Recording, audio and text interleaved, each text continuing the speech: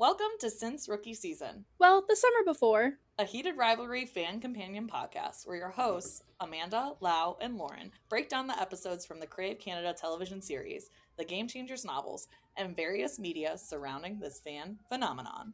Today, we're looking at the concept of intersectionality and how it plays into our analysis of the heated rivalry universe. Stay tuned for more academic discussion and, of course, our usual jokes and chaos.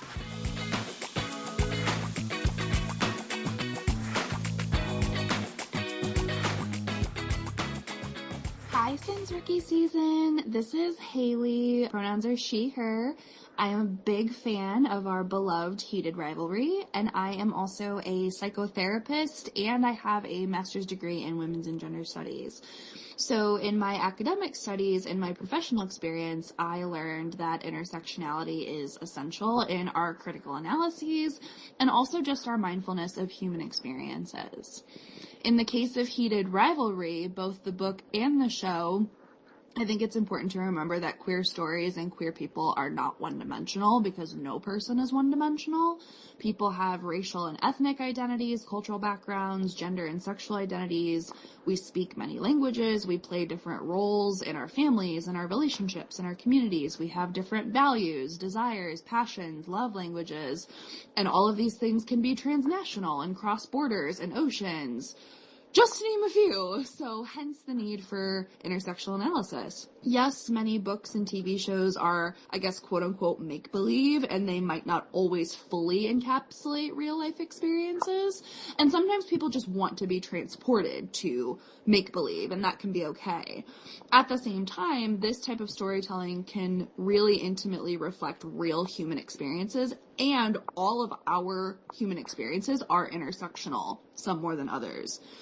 And we also consume media because, like in so many other ways, we want to be seen, we want to feel validated, and we want to feel held emotionally. So I believe there is a responsibility to create characters and character stories that are intersectional like real people. Furthermore, if you are telling stories about people that are not you and do not reflect your experiences, you must be mindful of the intersectionality of others' experiences if you are even going to attempt to do justice to them. Like I said, people are not one-dimensional, so it does us all a disservice to look at each other that way. Looking at the world through an intersectional lens gives us the gift of understanding each other's stories with more depth and richness and humility, whether you're reading it on a page, watching it on a show, or connecting in real life. If we don't, we run the risk of perpetuating disconnection, ignorance, and even oppression. So thank you all for your episode on intersectionality, and thanks for listening to my thoughts.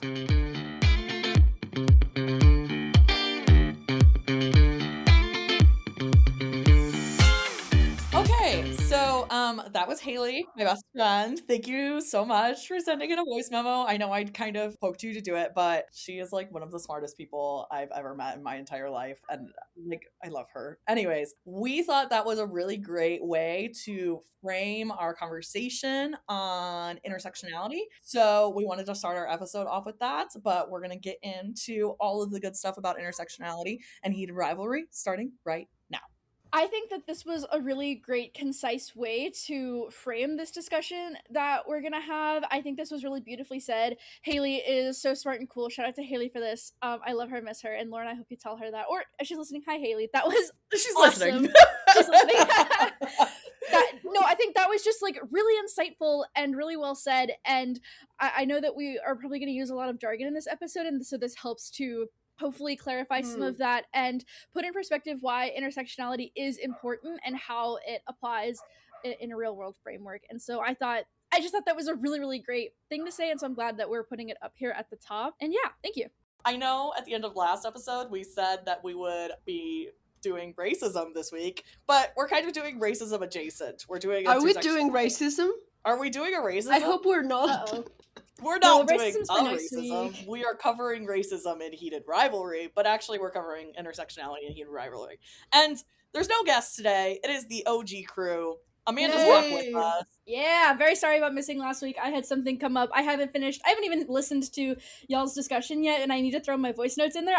I will be getting there this shortly, probably after we record this, but I'm so happy to be back. I missed all of y'all so much, and I have so much to say. I'm so excited. Who won the vibrator races? There was actually Which vibrator was the best vibrator? There were many vibrators Everyone across needs the to night. know. They all had funny names, like Landing Strip or like Coochie Coochie Bang Bang or like stuff like that. They all had silly names, and they would race like 4 at a time. And so what they would do is they would introduce one, show it around, and then people would bid on it to one, to raise money, but two, to like see if it would win. And they would bet like 100, 200, sometimes $300, and it was crazy. And like, who has that kind of money just on them? Literally. But, all right. And so then they would, after they would introduce them, which took like 15 minutes, they would race them down this like thing, this like wooden track thing. It wasn't very long. It was probably like less than 10 feet long, probably like 6, 8. And then also they had a dong gong where the bartenders would like throw these giant dildos at the gong and get it to stick. And then if you bet more than $100, you got to like bang the dog on. It was a whole thing. It was nuts. The drinks were great. The charity was great. There were too many men for my liking. I would have preferred. It was like run by men and like men like hosts and stuff. And like, what do they know about vibrators? Listen, I know they can be their Wait, are they like also cis men or gay men? Some of them could have been queer, but it felt like mostly straight men. Like the vibe was not giving queer. The vibe was like it was mostly tourists too. There was a couple bachelorette parties, one group of which was all in hot dog costumes. Like, absolutely amazing. Yeah, so it was not. This is not like a usual queer thing. This is like a touristy, and like some locals were there, but the vibe was not queer enough. T. That's where I was. Well, we told everyone that you went and watched vibrator races last week. I wasn't gonna say that on the pod. But that's and guess fine. what? It was my anyway. last time hanging out with that friend before she moves away forever and ever, and I never see her again as we split up in our lives. And I get to talk to you guys almost every day, so unfortunately that had to happen. T. Real. But now everyone knows where you were. I'm sure there are vibrator races all over the United States. So are there? I don't know. we'll figure it out. Go to your local gay bar and propose vibrator races. I bet our favorite in Orlando would do it. Or at least, are you Googling it? Yes.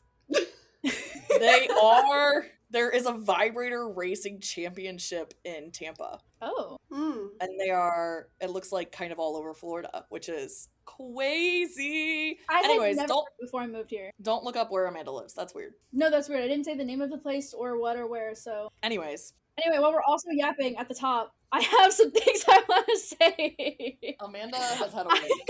I've had It's Monday. Amanda's had a week. And it's Monday. And you know what? And Amanda's had a weekend, and I need all y'all to know. I know people of all genders listen to our podcast, but I need you to know that if a man is getting you down and a man is pissing you off or upsetting you, you can't let that happen. You are too good in this world. There is too much to do. This world is too beautiful. There's too much joy and happiness out there, and we are the happiness and the joy in the world, and you cannot be letting a man dim you like that. There's too much to do. There's an agenda to complete, and you go outside and like look at the sunset instead of being upset over this man. There are multiple men that have pissed me off recently, and my friend's boyfriend pissed her off, and so I had to tell her this, and it helped her. So I'm hoping that it helps some of you as well, is that if a man's pissing you off, he's literally just a man, and you're better than him, and that's that. And you know what? You are better than him. You are better than every man. Yeah, I feel like that's related to our topic today. Yep. And yeah, kind of, in a way. We're going to be talking about intersectionality today, which is such a fun little thing to talk about. I'm so excited. I'm sure you've heard about intersectionality before, just like I know you know what our season question is, which is, why is heated rivalry so addictive? And so today we're going to be examining intersectionality through that lens. I'm sure you've heard that term before. I'm sure you probably use it incorrectly somewhere on the internet. I hope you really loved learning about what exactly parasocial and queer baiting mean, because yes, the things I've been seeing on the internet. So we're excited to teach you another term, which is intersectionality. So we're just going to dive right in. Intersectionality, it's a term that is attributed to Kimberly Crenshaw, who is an American civil rights advocate and a scholar of critical race theory. She's currently a professor at UCLA and Columbia Law School, and she specializes in race and gender studies. Kimberly Crenshaw wrote a book in 2014 called On Intersectionality in Essential Writings. And so basically, this is a term that she coined, and it means to speak to the multiple social forces, social identities, and ideological instruments through which power and disadvantage are expressed and legitimized. So, we're going to be going into discussing what all of that means to us and how we think it fits into the heated rivalry universe.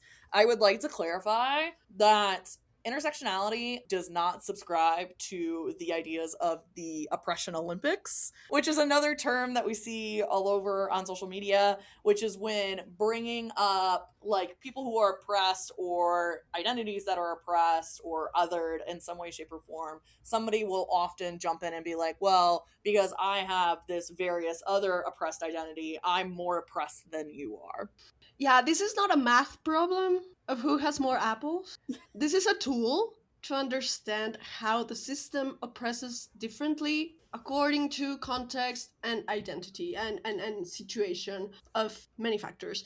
So it's not about who gets to be the perfect victim. It's about how we see the problem and how we understand how very complex powers are at play in order to know how to solve those problems. Yeah, So, for sure. if you have been using this as a metric of where you stand in the pyramid of oppression, I would discourage you to continue doing that, and I hope that after this episode you will know why exactly. Yeah, for sure. So, when did y'all first encounter intersectionality, like as a term, or like you finally felt like you understood it? Like, give me the deets.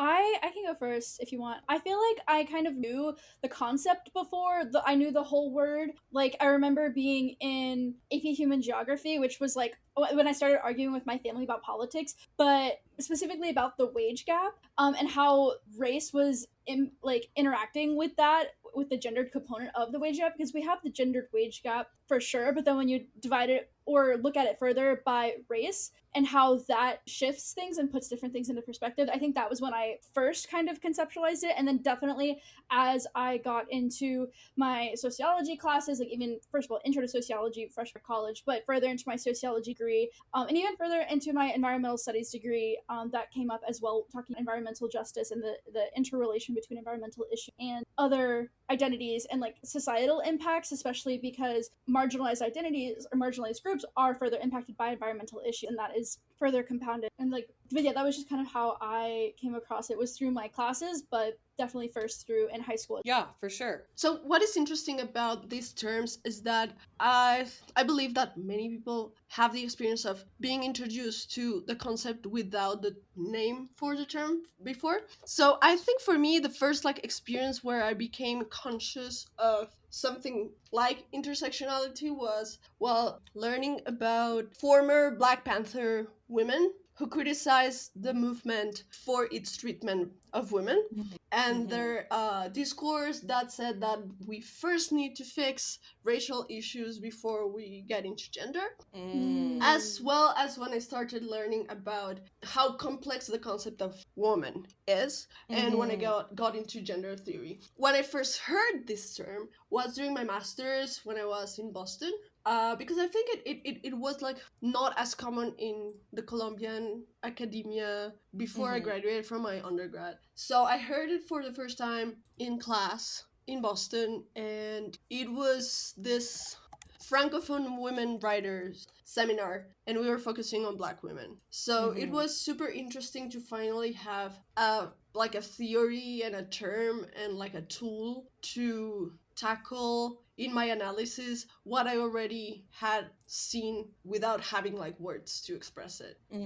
Yeah, I think I first encountered intersectionality around the time of like the Gamergate movements. And it was probably in some Tumblr spaces. This was also when I was kind of entering into my undergrad, and I was an education major for my undergrad. And so I had a lot of courses on like educational psychology and like classroom management and thinking about like urban versus non-urban classrooms and like a lot of that. I would say the first time that I encountered the term itself was through a book called Waking Up White by Debbie Irving, which was a book that was assigned to us in my like first, like typically like how my program was structured was you did like 2 years of gen eds and then you did 2 years where you were like being in schools and then also taking education specific courses.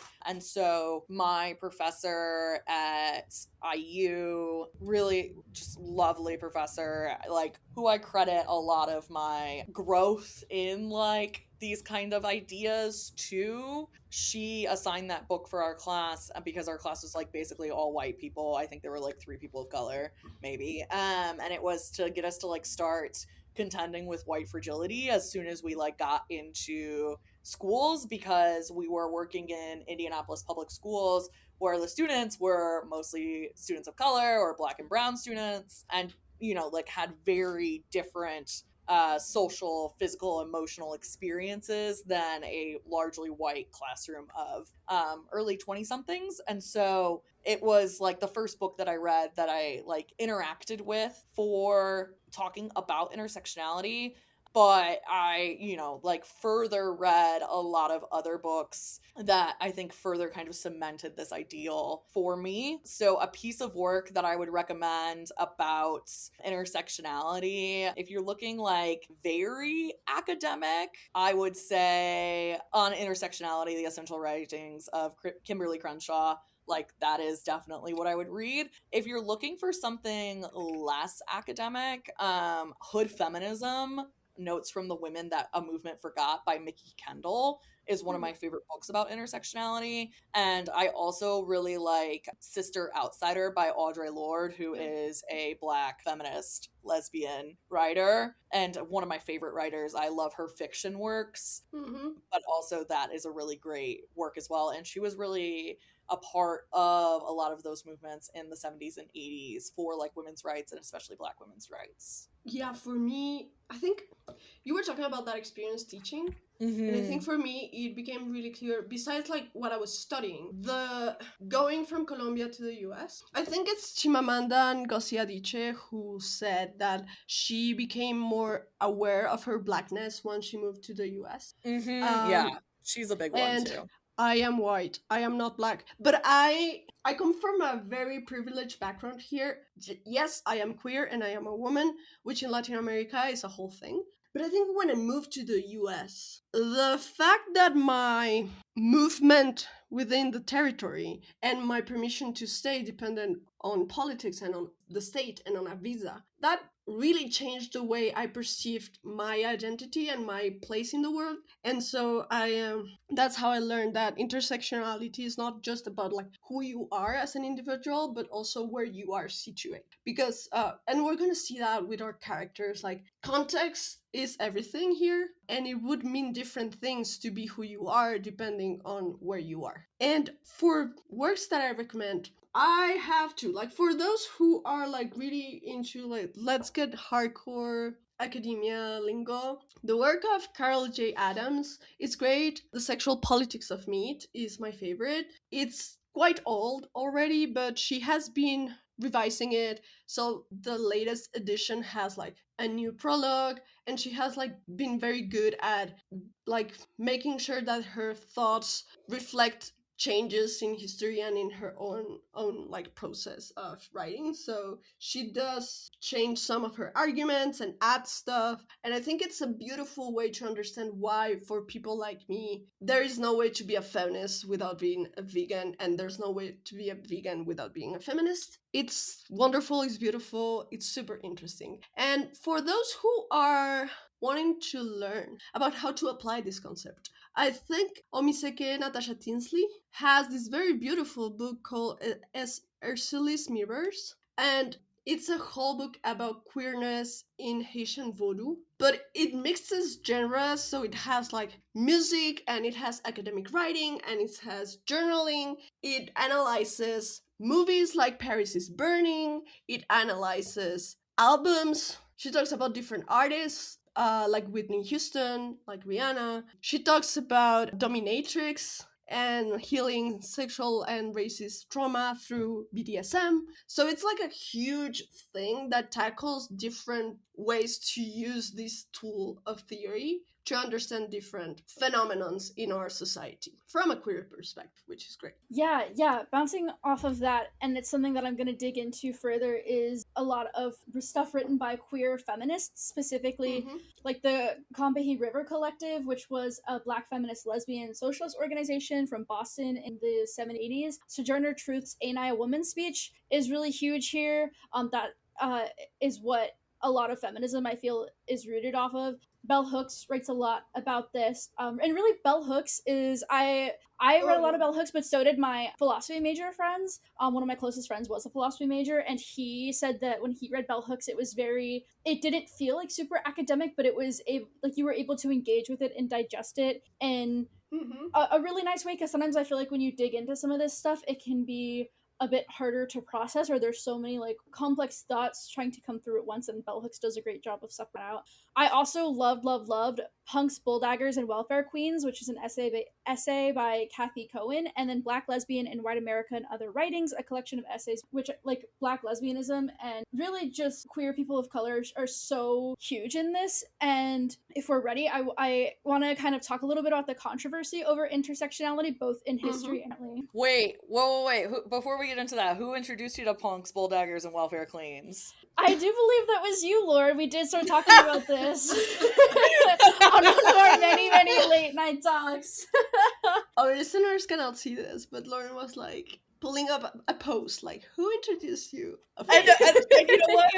Who told you about this? Who led that queer theory reading group? And then had to be like, hey, by the way, okay, so also you might read Punks, Bulldaggers, and Welfare Queens. And I need to tell you right now that Kathy Cohen, because I know some person's going to read that and be like, Kathy Cohen's advocating for pedophilia. And I need you to tell you right now, she's not. She's not. You're reading it wrong.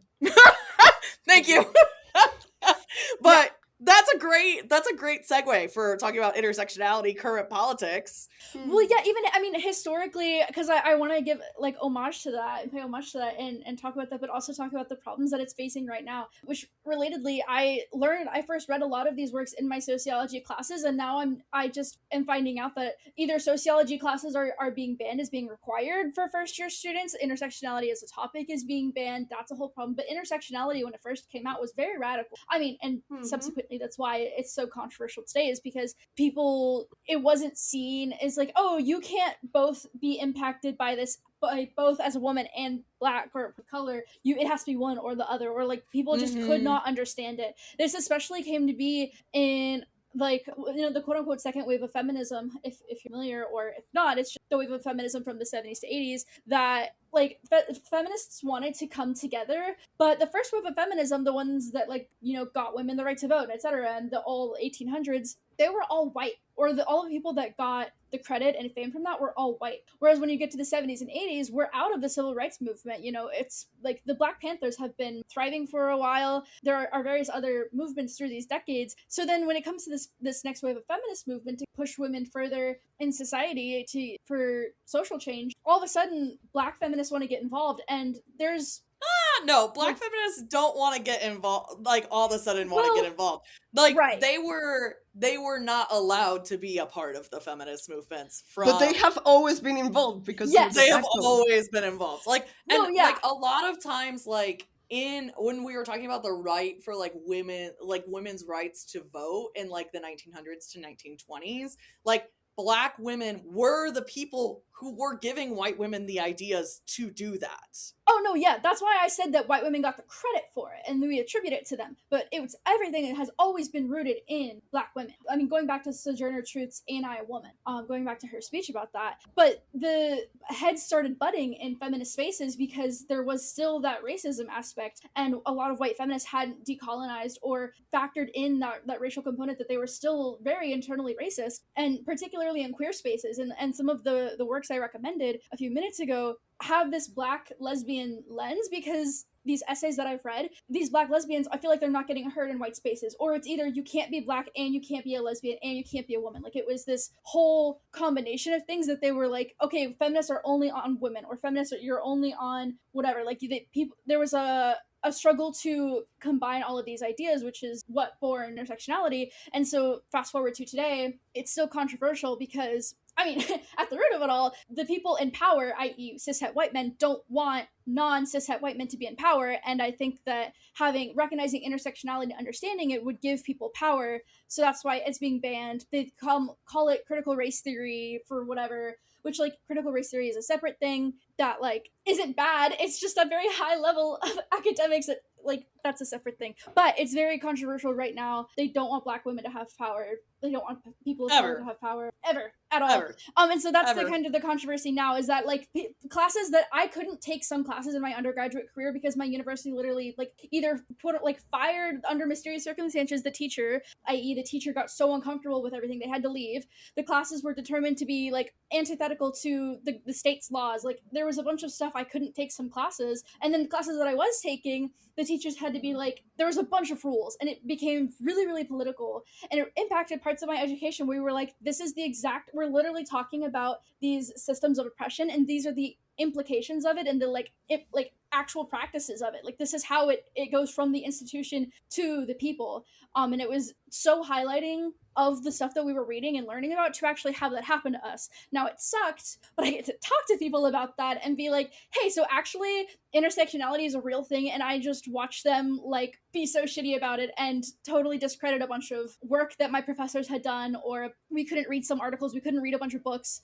And it's like, well, why don't you want us to read it? Why don't you want us to read banned books? Why can't I have this professor even though they are totally qualified? That's part of that as well. And another example in practice is this court case that I don't know if I learned about it in high school or in college. It might have been college. But it's De Graffenried versus General Motors. It's from 1976. Basically, we'll link the Wikipedia page, but the courts weighed in the allegations of race and gender discrimination separately, finding that the employment of African American men in the factory disproved racial discrimination, and the employment of white women in the offices disproved gender discrimination. So it was this culmination of this court case where these Black women, or African American women, felt that they had been treated differently because of this intersection of their identities, and literally intersectionality went to the court and they argued about it, and you can read more about it, but I just wanted to highlight that was, like, an actual in-government situation where, like, they hadn't had the framework for it yet, like, in the law, and they were like, well, we can't do both, and I'm like, literally, why can't you do both? It is both. But they argued about it, so go read up on that. We'll link that in the show notes, but that was, once again, another highlight of intersectionality in practice, of people being impacted by both their race. Right, and if we think about, like, men, all men hate women. Like, we see this, like, very, very obviously, especially with the rise of, like, alt-right movements currently. The Manosphere documentary, if you haven't watched it on Netflix yet, it's very good. There is a lot of, like, hatred for women done by men, and, like, it is something that men have to unlearn. And not saying that men can't unlearn it, but instinctively, or, like, from birth, men are taught to hate women, and white people are taught to hate Black people. Like, and so Black women are the most hated people in America. Like, they get less money, they get less rights, they get less everything because of these intersecting identities. And so it's important to recognize that, and then to also recognize how these identities, or as we like to call them, interstitial identities, how they, like, work together, how they don't work together, they, like, have boundaries and borders and what those are, and, like, how that applies to heated rivalry as well. Yeah. Lau, do you want to tell us some of the examples of intersectionality to help us further understand? Of heated rivalry, yes. So, wait, before we get into this, can we break down everybody's, like, identities from what we know about them? Yeah. Like, can we kind of list them out for, like, our characters? Yes. Mostly what we're going to talk about, or La was about to get into, or what we're about to talk about is we're mostly going to be looking at Shane and Ilya. So just so our readers kind of remember, Shane is gay. He's half Asian, and he is assumed. It's been like not a diagnosis, which some people argue gives it more power, but Shane is assumed to be autistic. But other kind of identities for Shane that we have is Shane is definitely at least upper middle class growing up. And then he's very wealthy in the future. And Shane is also young. So he is under 30 throughout most of the series that we know him, even in this first television season. And he's able-bodied. He's an athlete. Yeah. Yes, he's physically able-bodied, which is we're going to keep separate from his emotional neurodivergence. Neurodivergence. On the opposite side, we have Ilya. Ilya is not from Western centric culture, so that's important to note. He is bisexual. He is potentially, we could read him as a refugee, especially since he cannot return to Russia. We can read him as having a refugee identity. We also can assume that he is possibly upper middle class and then eventually very wealthy. He is physically able-bodied but has emotional disabilities, aka depression, which we assume, and then also is wealthy and young. And importantly, he's also white too. It's interesting that in the book, he seems to not be coming from such a privileged background economically, because he comments on the first scene in the book, not in the series. He comments on how Shane looks, and he says oh, he looks wealthy because he has a good winter coat, and I only have this ragged thing. So I think he was written less privileged than what we see his family to be in the series. Right. We would have to dig how much makes police people in Russia, but definitely in the series it's a completely different story. Yeah, and from what I know about Canadian and American upbringings in hockey, if you are playing AAA hockey, which is the highest level, it's 20 grand a year to play hockey, and that's not including all of the equipment. So I'm not sure. We could definitely look into how much it would cost in Russia to play youth hockey. But Shane's family definitely, we've talked before on the show about that hockey is inherently out of reach for many young people because it is so expensive. It's one of the most expensive sports to get into. Like ice skating. Yeah, and so, but there's this is a very diverse set of characters, not only the two protagonists, and they're not diverse as they represent one identity. They all represent this very complex situation of the intersection of different identities and how they engage with it. We have talked about Yuna being an immigrant, being Japanese, and learning how to perform and sometimes even pass whiteness with her speech, with her way of engage with people in the hockey industry. We have talked about JJ in the books. JJ, it isn't clear if JJ is an immigrant himself, of if he's second or third generation Haitian Canadian. The series give us less, but just being francophone in Canada, it's already of a lower status in many regards than being anglophone mainly. So so he has an accent. He is probably from he's black. So that's definitely something else to have in our minds. Then we have people like Hayden, who is our typical white he's our Canadian guy. hockey player. He's straight. He has a wife. He has kids. He is living his life. He's a millionaire. So he can have 5 kids and not get broke. We have people like Kip, who is white, yes, but is also gay and middle class and struggles to pay student loans, which is a huge source of making people poorer than they are in the US.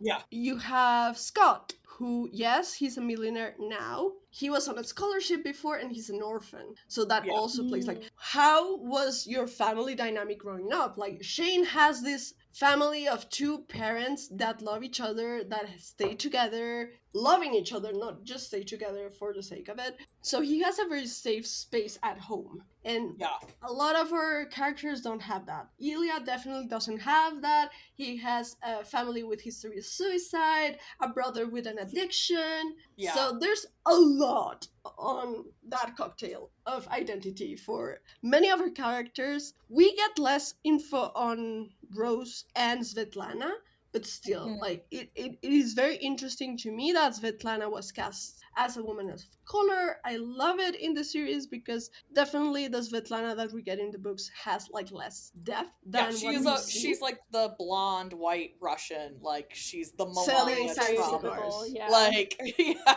Selling fancy cars, and we do get to see, like, although she is always like the support of Ilya and she's very loving and she's smart, we do see this instance of misogyny with Alexei when he calls her a whore. Yeah. And I think there's a lot to unpack there in the future. And yeah, we get all these different characters that are not just one thing, you know, like they're not standing in for one single identity as a lot of people want us to understand stuff. So you have to choose between being racialized or being queer, and you have to choose a struggle, and you cannot be both, and that's not the case. And I love that this series represent that so well. So Yeah. I had like a little list of being queer and being disabled, right? So we're talking disabled in this case, cognitive issues and mental disabilities like depression, anxiety. We're talking about being on the spectrum. And again, we say being disabled as the system is disabling you from navigating the world in a way that it's possible. Being queer and being immigrant. And I think we're gonna delve into this a bit more, but Ilya's case is very interesting because he's queer and immigrant, but that doesn't mean that his home country is better than the one he's in, or vice versa, because the US, yay, great for queer rights. Yeah. I think even seeing Ilya, like reading Ilya as a refugee or like as a person who's been displaced by his country, like is like an important analysis. And like something I want to like note is that like oftentimes the compounding of the identities makes you more visible, and in that way can make you more oppressed in certain shapes and forms, especially when we think about like Black trans people who are murdered at extremely high rates worldwide, who have more visibility than maybe like Asian queer men do.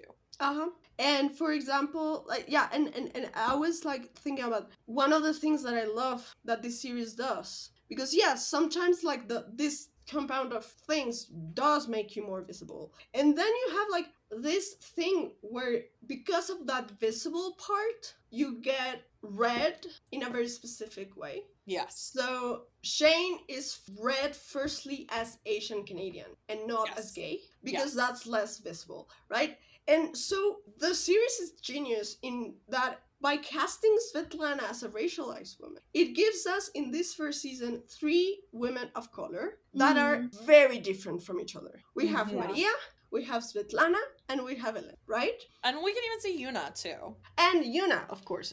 So we have people who range like super differently in stages of life, ages. That's so important. Like the way age is represented in Shane's parents or in Ilya's father, you know, how we tackle like stuff like dementia, and then what you have like this very understanding and able to plastify their thinking parents such as Yuna and David. But with Svetlana, Elena, Maria, and Yuna, we get a diverse understanding of what being a racialized woman in North America means. And I love this because usually what shows tend to do is to take one of each and just create like a cliche of it.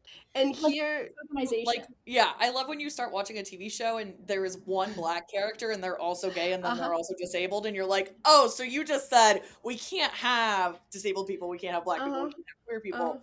We just need to put it all in one so then it doesn't affect everything else. Yeah, and this Exactly. is how tokenizing works and how literally the Mm-hmm. epitome of tokenization. And I'm really glad that we didn't have that in Heated Rivalry, where we have such a diverse representation of identities from both race, gender, sexuality, etc., and the intersex. Yeah, and we see like, and we're gonna see, I hope, in future seasons, also this that we're seeing with racialized women with queer people. We're gonna like Ilya and Shane and Scott and Kip already give us like sort of a diverse way of being queer Yeah. men, queer cis Yeah. men, you know? Like already Mhm. we were having discussions about not all cis queer men like the same things sexually. Not Mm-hmm. all of them love men only. So we have our bisexual king Ilya. Not all Mm-hmm. of them are as comfortable coming out. Some of them are not performing gayness in a very traditional way. Some others are, as we see at the Kingfisher. So I think Mhm. I'm excited to see how we see queerness beyond being a queer man Yeah. in future seasons. I know the books have trans people, especially trans woman hockey athlete, I think, if I remember Max? correctly.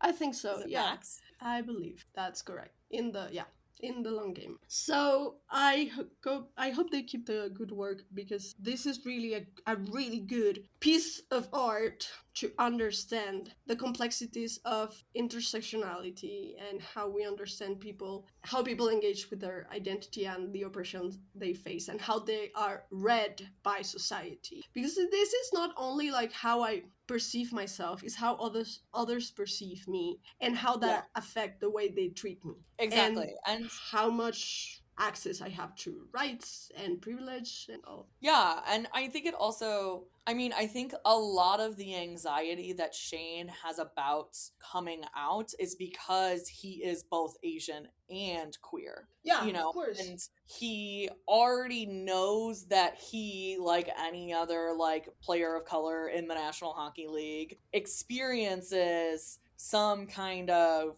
difference because he is Asian and that is how he is visibly presenting, right? And so he already gets some kind of pushback from that. And so he is even more nervous about the pushback from announcing that he is queer, because also, if we think about how Asian people have been, especially Asian men, have been portrayed as more feminized, Mhm. or how Asian people are often viewed through like very pedophilic lenses and are like viewed as like children, or have like childlike terms associated with them, like that adds a whole nother layer to Shane's queerness. And so that's why this intersectional analysis matters. Exactly. The just like the intersection between queerness and race, fascinating thing. Like the way the internalized homophobia and queerphobia in racialized communities work. The way of like divide and conquer of our system, how successful it has been in the past, because of how afraid and like it makes sense you can be of adding another layer to the ways in which you don't perform accordingly to the norm. It's fascinating from a theory standpoint and terrifying for an experience standpoint. Yeah, absolutely. And that was why I was interested in your put Lao. Specifically, like, is in your specific person you were wanting to share stuff about later. But I also wanted to add that what Lauren said reminded me, like, immediately in my head started playing is that clip of Shane and Yuna while they're watching Ilya after the hockey shoot, where she's Mm-hmm. like talking about brand deals and stuff, and she's like, a lot of people like are gonna look up to you, Yeah. you know, like that one specific line. And he is sitting there thinking about race, but I've seen a lot of people edit it to be like make edits of Heated Rivalry to be about his queerness as well, and I believe the show Mm-hmm. makes us reference back to that as well. And so I think that that's really important, because exactly what we're saying, Yep. like he takes that so deeply that people look up to him, and he knows how huge of a star he is, that once he comes out, it's like he's not even just an Asian hockey player, he is a queer hockey player and a queer Asian hockey player. So even in like an Asian world outside of the hockey league, this is a huge thing for like an Asian man to be out and proud as well. But then if you bring it back into the hockey world, this is a lot of our characters here are revolve so much within this hockey world, which, as we've said, the antagonist for this universe is the NHL and is homophobia. And so this adds much more, not much more nuance, but this specific institution holds already so much of systemic oppression. If you look, I mean, both in universe and outside in the real world, we see things like the Kachuk brothers. Like in universe, we see like Matthew Kent, whatever the fuck his first name Dallas is. Kent. Yeah, Dallas Kent, who is probably just the Kachuk brothers combined, but we see those people who are representative of the institution and how those values are held through the institution by things, by like using slurs, by like being outwardly hateful and unapologetically hateful. They are holding up I mean, even the director of the NHL, or that big head honcho guy, that the commissioner. Yes, that motherfucker, the one that is the institution himself, how he wants to uphold these values as a representative of the NHL and how that is directly oppressive to the people. Yeah, so I think in this hockey world, the intersectional lens is just as critical because it's already such an oppressive force. Like, even in the first episode, we see the way that they're like, oh, we're so happy to have an Asian person. Like, they're very, like, their microaggressions are hardly micro, like they're very outwardly, we've talked about this before. And so we already know how the institution of the NHL or the league feels about them. And so to compound both Shane and Ilya's queerness is really complicated and nuanced. And that's a lot of pressure, you know, even for them, like not even just the public on them, but their whole careers. Like they're going in the Hall of Fame, and to have this kind of thing that could potentially tear them down, it's a lot. And I mean, that's why it's a good story. It has a lot of angst as a story, but there are real world parallels to the people, and there are real world experiences that mirror this exact thing. So I want to be cognizant that we enjoy that this is a story, but also there are people that this is their daily like these are their lived experiences. And that's the power of storytelling, is how we can understand intersectional identities if we ourselves don't necessarily hold all. And like, to point, I mean, I know we like talk about the Chucklefuck brothers, but like this is the majority of how the league feels. Like the majority of current hockey players are Trump supporters or don't believe in this kind of stuff. Like the commissioner is an even worse version of Roger Crowell. Like Gary Bettman is literally like, even people I know that are like not woke or whatever you want to fucking call us, not leftist or liberal, who watch hockey hate Gary Bettman because he's a horrible fucking person. Like, so this, like, to say or to like disregard like Shane's race or like Ilya's status as a refugee or both of their identities as disabled folks, like, in order to like hold up their queerness above all, I think it's a really wrong thing to do, because the thing of intersectionality is that it often gets worse like the more visible your various identities are. Clearly. Yeah. And Amanda, you were asking, like, you hinted at asking about my experience, and I found, last time I went to France to visit my host family, they had like this memories box of when I was there and of the adoption. This is a very diverse family. They adopted 2 girls from Peru, and that's why I went there, because they wanted them to have connections with Latin America. They're quite like the exception to white people who adopt racialized kids, in which they did educate themselves about everything. But so they had, it's cute because in the box of all the adoption stuff from the other girls, they have also the stuff from when they accepted me for 6 months as an exchange student. And so this was a very, very super mega small town in France. So me going there was like news, you know? Like, to the point where I went my first day of class, someone asked me, okay, you have an accent, a teacher, like, you have an accent, where do you come from? And I explain, and they're very confused, like, why did you end in this tiny town? And so journalists decided to go and interview the family and take pictures. You know, like, it was like a piece of the newspaper of the town made like think piece about this family and our history together and the adoption part, blah blah blah. And I remember that by then, like, I had been coached by my family before I went there. Like, you represent our country. When you go outside, you are the face of Colombia. Mhm. You have the responsibility to teach people that we're not all Pablo Escobar. I Mhm. was 15, turned 16 Yeah. there. So Whoa. imagine having like that. And I was also, as I said, very privileged economically.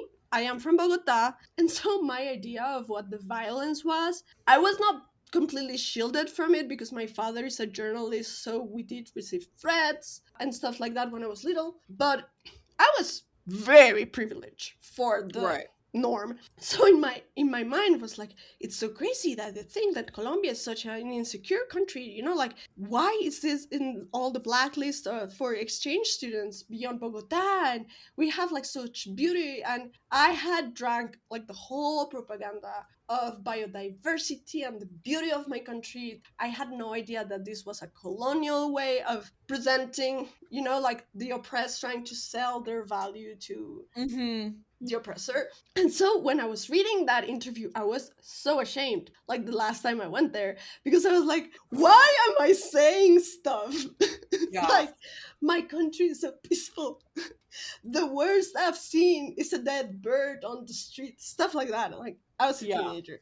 But what that illuminated for me is this huge weight that I had to represent my country and to change the narrative. And this Right. was this was like, actually, when I reread that interview, was the same trip that I made to France, where when I got to Charles de Gaulle's airport, I am fluent in French, so I took charge of the border control and told my husband, like, I'm in charge here. And the guard, he asked me if I'm related to Pablo Escobar before he grants me entrance. Motherfucker! Before he grants Motherfucker! me entrance. So I'm like, no. In the best way possible to be able to enter Schengen space. And he was like, ha ha ha, okay. Of course not, because you have a beautiful accent, blah blah blah. I have no idea what. I just Oh my enter god. autopilot. I have actually experienced more microaggressions for being Colombian in France than I had in the US, which is a lot. And the other great example is I lived in France again after I graduated high school, so at 19. And I was with some Colombian friends, and Paris has this, like, near Père Lachaise, the cemetery, there's a concentration of like Colombian business. Like, there's a restaurant, there's like a convenience shop, there's a lot of stuff like that. And my friends were very, very into buying. Or one of our national drinks is guaro, which is made for anise, like licorice. Anyway, it was very expensive, but I was like, yeah, I'm gonna accompany you because I'm the only one who speaks French. So we went there and we were lost. This was before like Google Maps was a thing that you could like constantly use in the street.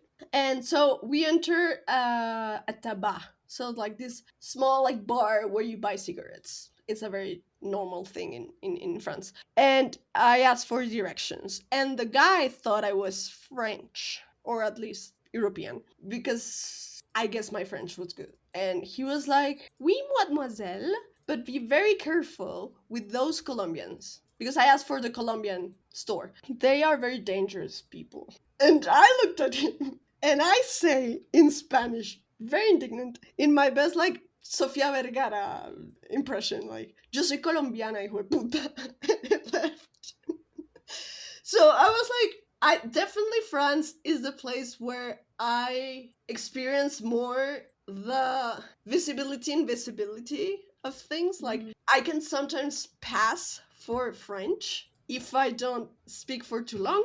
If it's just like two or three sentences, you cannot tell that I have an accent, because those are the sentences like asking for directions and stuff like that. Like, I have perfected them, and I'm white, and I know my way in Paris and in other places. But the moment I become Colombian, I experience the myth of the sexy Latina. I have experienced that. The question of why do you speak so good French? that as well. You know, like all of that. I didn't have that experience in the US because my accent is very clearly not a native accent, and because I had no idea how to navigate the system there. So it has been very interesting. And when I see Ilya and when I see the difference between him in the US and him in Canada, I think of that, like how it is different to immigrate to different places in the world, even to visit with different passports. And yeah, border control can always surprise you. Derogatory. No, that's so wild. Well, thank you for sharing. That was Yeah, no, we really appreciate it. very insightful. It's always eye-opening. Like, I like to think that I have heard stories either like online or from my friends, but I always feel like learning something, or I'm like, how can people, I feel like I'm learning that people can just be shitty no matter where you are, and I think that that's a big lesson from it. And so for me, that's like a wow, don't be shitty and judge people about where they come from, or Also, French like, people just suck. that's Like, true. I just need to say, the people from my village in France, my village, from that little town, they're lovely. And my Peruvian sisters and I are very surprised at how such a white place was so welcoming to three Latin American people like us. And especially them, because they look indigenous. They are people of color. I look white. I am pale. So for me to like to see these tiny Peruvian girls with Peruvian ponchos trotting around this Breton village where everyone else was white, and knowing that everyone was like, oh yeah, we know them. And that was the place where I didn't experience any microaggressions. No, so yeah, it's like Parisians, boo. Like people from Bretagne, usually quite cool. I love them. That's so Thank you cool. very much for being so welcoming. I feel like I've heard a lot of stories about French people who can just instantly clock if you're French or not. And so for them to think that you're like French or European is quite impressive from what I've heard. I have a question for you. Those stories were told by people from the US? Yes, maybe. about French people being Yeah. shitty? Yeah, I mean, I think like because just the internet, I've always seen it, like French people suck. so the thing is, you get a very different treatment if you try to speak English. Yes. Right. And Then if you try to speak French or Spanish, like they appreciate tourists from everywhere except the US way more. Oh, no, I am aware of the anti-US rhetoric everywhere, and I fully support it 100%. I am a dumb American. I didn't know where Connecticut was this weekend. Lauren? Perdón? How? I was like, it's in the Northeast. I don't know where it's at in the Northeast. It's not that far northeast. It's like near Pennsylvania, right? It's above New York. No. It's very close to New York City. Y'all, I'm shocked. I've never been to Connecticut. I know I lived in Boston. I know a lot of people from Connecticut, so that might be why, but I know where it is. Nope. Well, in your defense, Juan and I did drive from Boston to North Carolina quite a bit. So I know That's a the long states. drive. I know, with cats on one day. It's not that far. Like, and the Listen, with a U-Haul full of a 2-bedroom apartment. Yeah, that's a lot. And 2 screaming cats, and only one of us knew how to drive the U-Haul. Juan. I drove from Florida to Chicago with 3 cats in the U-Haul. I know. Like, I'm looking at a drive from Georgia to North Carolina, and it's 7 hours. Like, and they're right next to each other. Yeah. No, this was like, in the U-Haul, it was like a full 15 hours because of fucking New York. Yeah. And later on, we did it in a rented car because we were only moving Juan and Kalila and not the whole apartment. And it took us 8 hours. Yeah. Also, in the summer, and the U-Haul AC is not great. No, it's not. Okay, let's get back to talking about intersectionality. So Amanda wanted to talk about colonial perspectives, I think. I love how we were like, this isn't the oppression Olympics, and then we were like, and actually it's worse if you have multiple identities that people, like, if you have multiple divisible identities. Well, they compound. They compound! They do compound. It's not, we're not, okay, first of all, everybody who is oppressed is oppressed. We Yes. recognize that. You are all oppressed in very different ways, and we understand that. And I mean, one of the big ones we haven't talked about is colonialism, which the root of all my issues. the root of all the issues. Yeah. But anyway, Including speciesism and people who eat animals. Sorry. Yes. Well, no, because that's so related as well. And like, oh my god. Okay, I'm gonna go on another rant, and we're not gonna let Lau talk about veganism because Lau will go off, and I have nothing to say. Just read Carol J. Adams. That's all. Yeah, go read that if you're interested in veganism. Some of us unfortunately cannot, but also like semi-related. Like veganism is like so tied to colonialism because there are cultures that aren't vegan specifically, and it's a whole thing because it's more sustainable else like otherwise. But anyway, back to colonialism, which is the root of capitalism and all of our struggles. And I'm so serious; they're so intertwined. Yes. And I could literally make like an hour-long presentation on this. I've written so many papers about it. I feel so passionately about this, but I might have mentioned it before. I'm going to mention it again in the future, and I'm mentioning it now.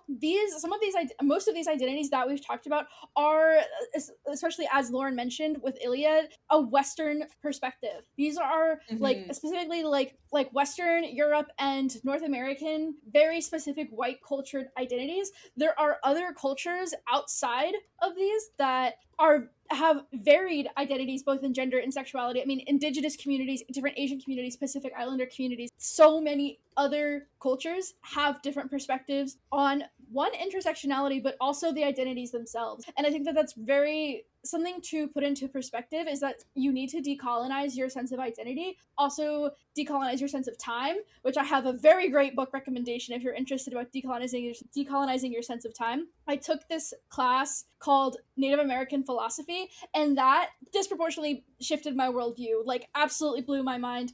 Most of the links that I'm sharing today are from that class as well.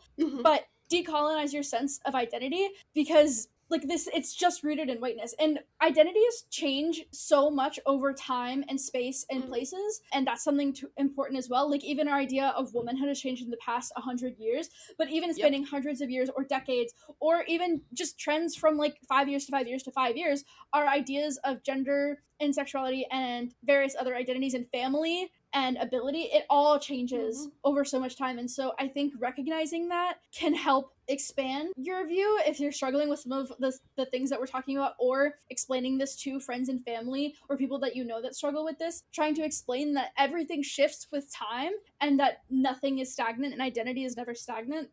That is very critical to broadening your horizons and understanding different people from different cultures, different perspectives, countries, or even like your neighbor who is, you're from the same place, you grew up the same, but they can still be different from you. And I think that decolonizing your sense and your sense of identity and understanding how things change is very important as well. Related to this, and also in this class that I mentioned, and something Lauren mentioned earlier, is an interstitial identity. And this is different than intersectionality. And I have been thinking about interstitial identities since I took this class in fall of 2023. That's 2.5 years that like at least once a week I'm thinking about interstitial identities. So this is like an interstitial gap or space when circumscribed with new defined angles creates a new interstitial identity. That's from Ann Waters, 2001. Link in the show notes. And another reference point here is people with mixed identities, like multiracial, check all that apply box, or just check one box. If you're familiar, where it's like people want, like if you're taking like an SAT, they're like, oh, what's your race? But you can only select one.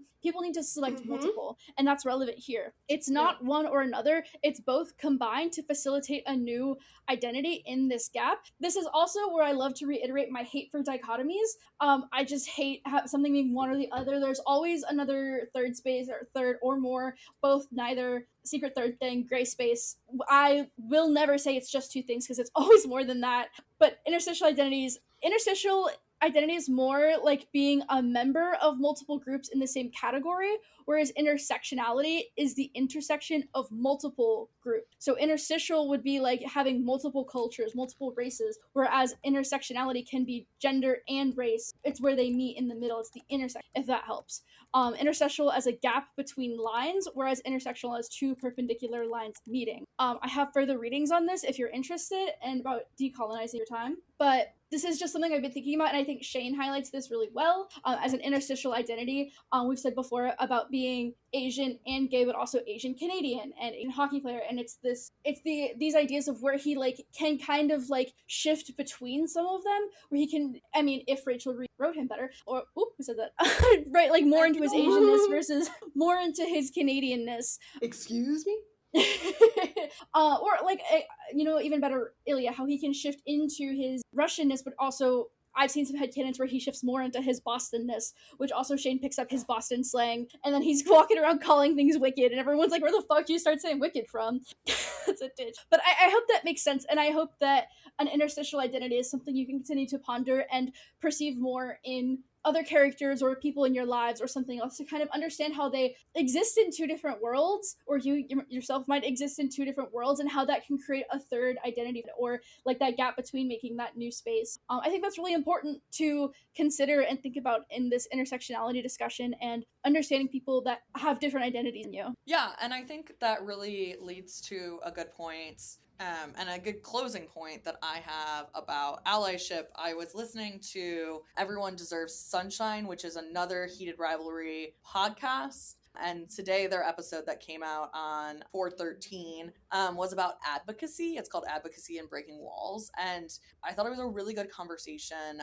And ultimately, they were asking this question: if a story moves you, is it enough to simply feel something and enjoy it? Or do you have a responsibility to act? And I think this calls back to a lot of our conversations about the Heated Rivalry fandom being like homophobic, or the Heated Rivalry fandom being racist, or the Heated Rivalry fandom being some ism of some quote. And I think what they ultimately are getting at is that you should be, if you love this show, you should be fighting for gay rights. You should be fighting for like equality and racism, and in like, or equality in race and equality in gender. And you should be interacting with not just, as I know this happens a lot in the United States, where when you first get into activism, you're like, I'm gonna call my representatives like all of the time, and that is just one small thing that you can do. And getting involved in your community and in organizations that support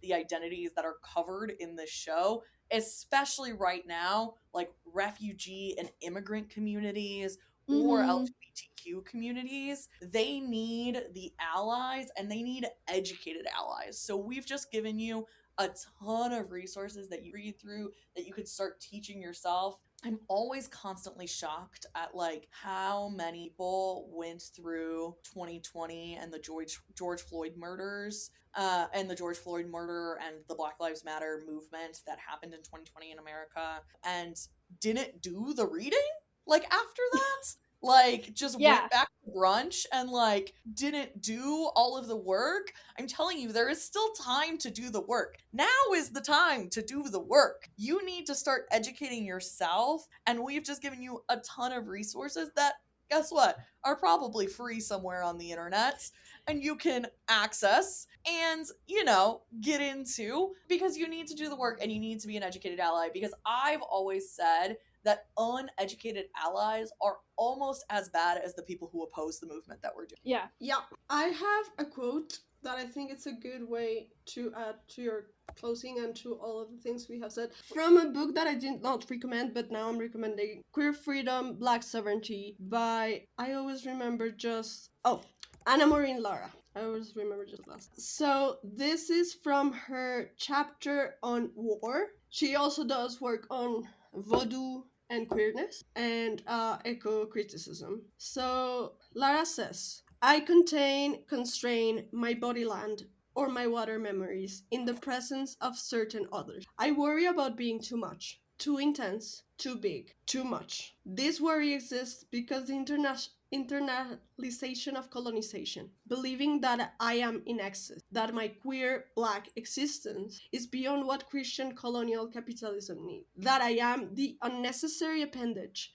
just waiting to be caught away. Under the weight of my worry, I silence myself. These mechanisms of self-silencing are a sign that I am navigating violence. They are also a sign of being beholden to the truths of others while silencing my own. But sitting with Lula Wanga in this moment, this place, this knowing, this is the time space where my own desire and resistance to the allure of being a modern liberal subject, and where other registers of being come into creative contact. Hell yeah. Thank you. I would love to read more. That's awesome. I should also have, if what Lauren was saying about Black Lives Matter, if you are not familiar with some of those readings as well, I have a free book that I got in one of my classes. I'm trying to find the name of it right now, but my app's that if you would like that as well, I'm happy to share that too. Oh, here it is. From Black Lives Matter to Black Liberation by Kyanga Yamada Taylor. But yes, and also if our show notes are getting a bit long, so I think I might put them in a separate Word doc as like a PDF or something and link it there, or a Google Doc, or I'll do something, but I will collect all of these and separate them by subject, so if people are interested, they are there, and most of them should be free. Some of them you might need to have institution library access, but I will try my best to find a PDF or freely accessible version, because that's the best way to get allies, is free readings and not having to pay. Yeah, well, that is all for our conversation on intersectionality.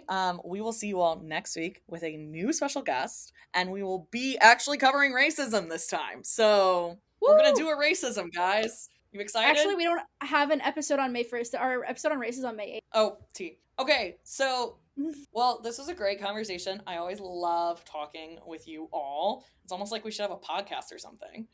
Crazy. We are off next week. Amanda's mother is in town, and as the editor extraordinaire of this here podcast, they will not be able to edit, so that's perfectly fine. We will be back in 2 weeks with our episode on racism and heated rivalry with a special guest. Yay! If you have fan mail, you are welcome to send it to us on any of our socials or to our email, which is srspod@protonmail.com.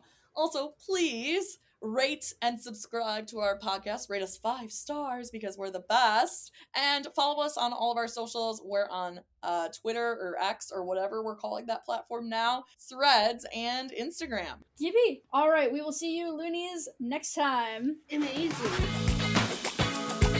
Since Rookie Season is created by Lauren, Lau, and Amanda. The cover art is by Lauren and Lau, and Amanda is our editor. Thanks for listening!